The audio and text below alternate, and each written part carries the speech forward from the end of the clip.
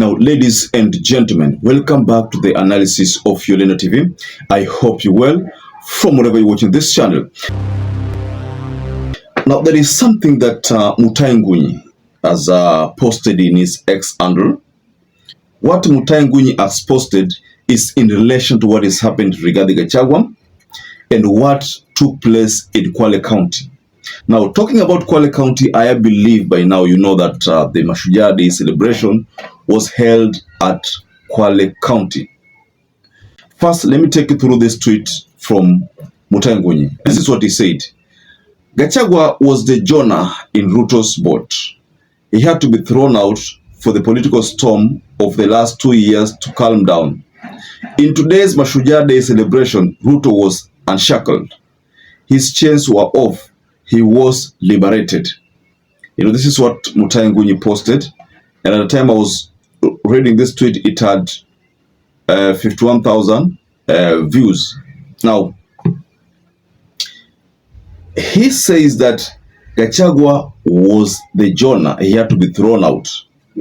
Now, that is exactly what I want us to go through, ladies and gentlemen, because while looking at the events in Mashujaa Day celebration, for the first time after the inauguration of the 2010 Constitution, I discovered that for the first time a very important celebration like Mashujaa Day celebration took place, and the president was not invited by the second in command, who in this case, based on the court ruling, is still Rigathi Gachagua. But the person who was there is the nominated deputy president who was there. I could say deputy president elect.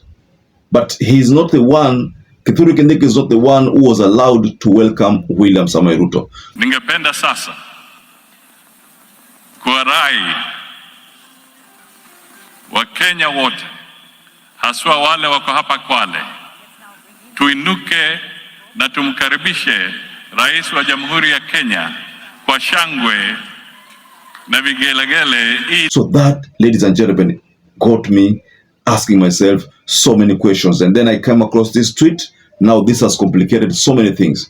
So I want us to go extensively into the event that took place in KWALE County in relation to Mutahi Ngunyi's tweet. Before we get further, please like this video. It's so important if you like this video. I'm so grateful for everyone who has been liking our videos. I don't take that for granted. Subscribe to our channel if you're not subscribed before, and to existing subscribers, thank you so much for your support.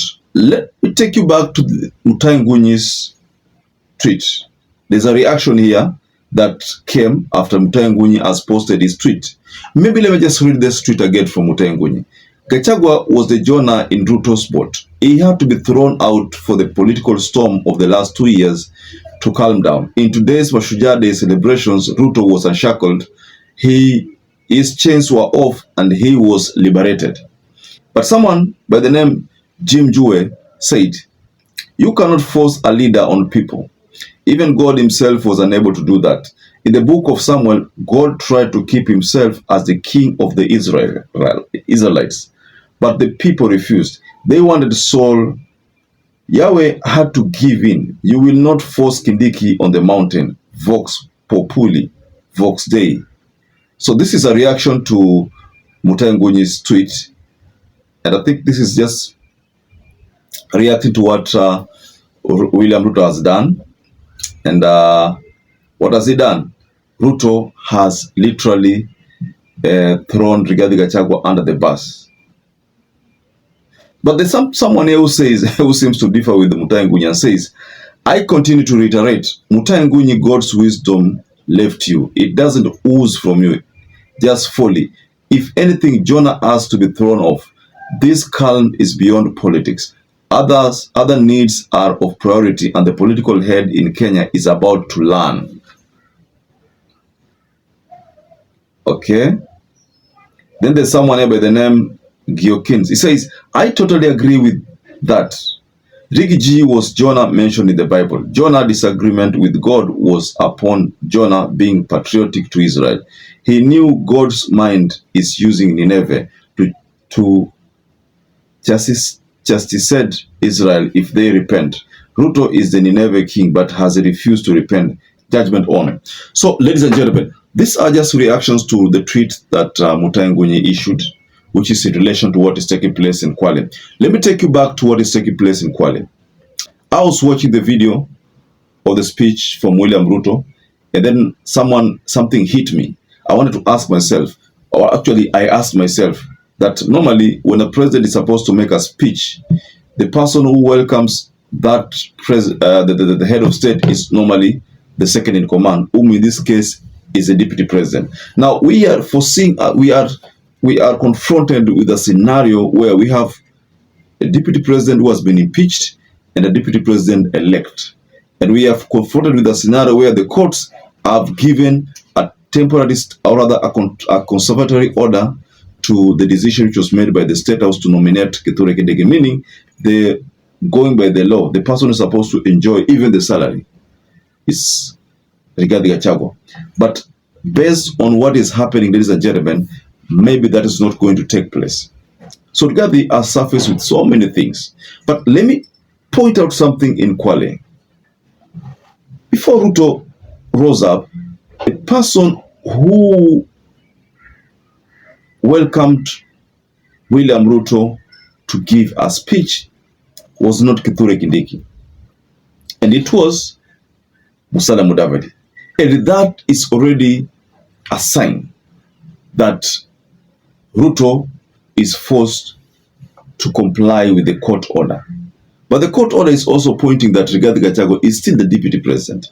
So the person who's supposed to welcome William Ruto in that event is actually Deputy President Rigathi Gachagua and not Kithure Kindiki. So that is why there was that kind of confusion that led them to now use Musalia Mudavadi to be the person who is welcoming William Ruto. And that was a sign that they were not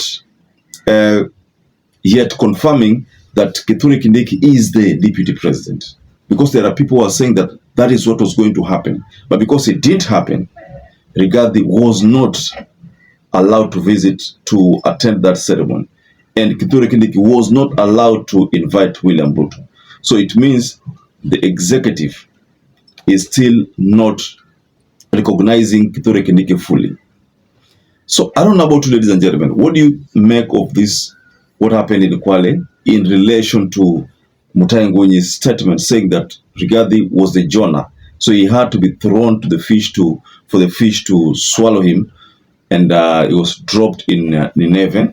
So similar to political happenings in Kenya, that Rigathi was the Jonah, so he had to be thrown, thrown out, so that Kenya Kwanza government ifanye kazi. So what Mutahi Ngunyi is trying to tell us is that Rigathi is the person who used to make it hard for the Kenya Kwanza faction to work. So, ladies and gentlemen, I want to raise my case here. What do you think about this statement, two statements coming from Mutahi Ngunyi and the statement coming from Kenyans who have reacted to Mutahi Ngunyi? So if you're watching this video and you're not subscribed, please take 1 second and subscribe, like this video. Until you catch up again, stay safe and stay blessed.